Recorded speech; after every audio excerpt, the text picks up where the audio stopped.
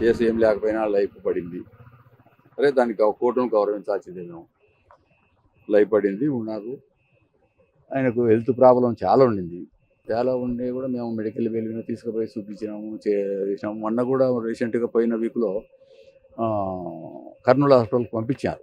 వీళ్ళు కూడా పంపిస్తే అక్కడ ట్రీట్మెంట్ అంటే 2D చేసినారు.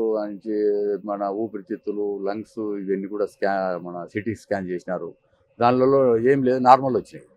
నార్మల్ వచ్చినప్పుడు వీళ్ళు ఆడ డాక్టర్ ఏం చేసినారంటే యాంజియోగ్రామ్ అని చెప్పినాడు. సోమవారం నాడు యాంజియోగ్రామ్ చేస్తామని చెప్పినారు. చెప్పి శనివారం సాయంత్రమే డిశ్చార్జ్ చేసిపోయినాడు ఆయన. అంటే ఎస్కార్ట్ ఉంది, ప్రాబ్లం ఉంది. ఎస్కార్ట్ కూడా వాడు పెట్టుకోవడానికి మేము సరలేదు, డిశ్చార్జ్ చేసేమలే ఉందాంలే, మళ్ళీ ఏదైనా చేసుకుందాం, మళ్ళీ ఒకళ్ళ ఊపి తీసుకొని చేద్దాం అనుకుని ఎస్కార్ట్ ఉంది. ఎస్కార్ట్ కూడా రిలీవ్ రాసి పారేసినారు.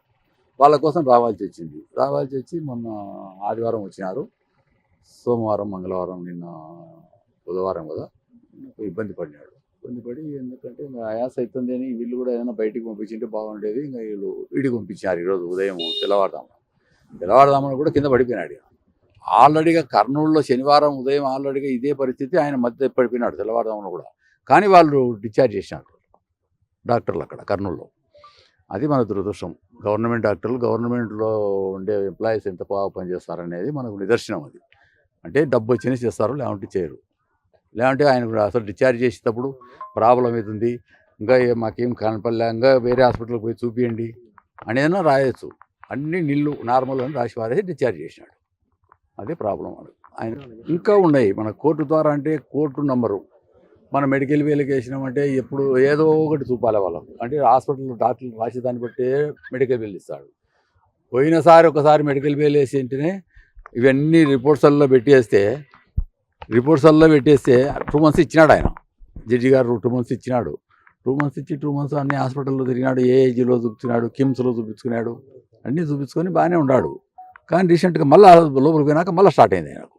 అంటే టెన్షన్లో ఇంకోటి ఆయనకు ప్రాబ్లం మళ్ళీ స్టార్ట్ అయింది. తెలుగుదేశం పార్టీలో బీసీ జనార్దన్ రెడ్డి ఫాలో అయ్యాడు.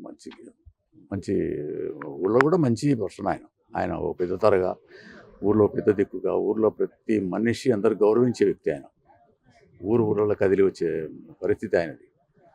ఒకటి 2013లో ఒకటి జరిగింది, నరసింహారెడ్డి అని ఆ మర్డర్ కేసులో. ఆ రోజు వైఎస్ఆర్ గవర్నమెంటు నేను తెలుగుదేశం అని వాంటెడ్గా తెలుగుదేశం నాయకులు ప్రెజర్ తెచ్చి, కేసు అయితే ఏం లేకపోయినా కూడా, కేసులో ఏం సాక్ష్యాలు లేకపోయినా ప్రెజర్ సరే వాళ్ళ అధికారం ఉంది, చేసినారు. మనమైతే అనుభవించాల్సిందే. కోర్టు తీర్పును మనం ఖచ్చితంగా గౌరవించాల్సిందే. ఉన్నారు లోపల అండి.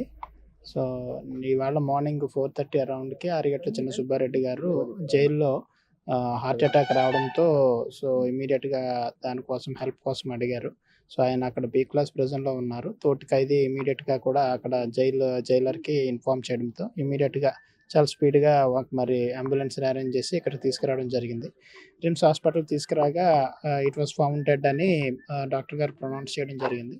సో ఫర్దర్గా తర్వాత ఎంక్వెస్ట్ కూడా త్వరితగతిన కంప్లీట్ చేశాము. వాళ్ళ యొక్క ఫ్యామిలీ బంధుమిత్రుల స్టేట్మెంట్ కూడా కలెక్ట్ చేసుకున్నాము.